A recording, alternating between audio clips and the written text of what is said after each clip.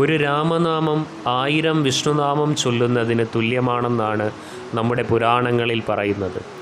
ഓം നമോ നാരായണായ എന്ന മന്ത്രത്തിൻ്റെ ബീജാക്ഷരമായ രായും ഓം നമഃശിവായ എന്ന മന്ത്രത്തിൻ്റെ ബീജാക്ഷരമായ മായും യോജിപ്പിച്ച് രാമ എന്ന പേരാണ് ദശരഥ മഹാരാജാവിൻ്റെ മൂത്ത പുത്രനായ ശ്രീരാമന് വസിഷ്ഠ മഹർഷി നൽകിയത്.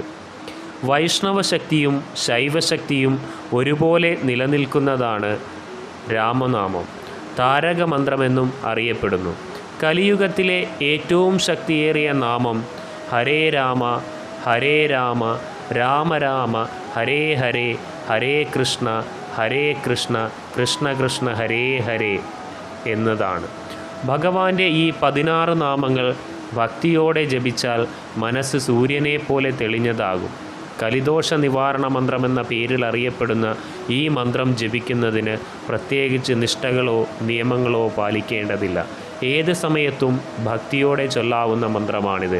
എല്ലാവിധ പാപങ്ങളിൽ നിന്നും ദുരിതങ്ങളിൽ നിന്നും മുക്തി നേടാൻ ഈ മഹാമന്ത്ര ജപത്തിലൂടെ സാധിക്കും.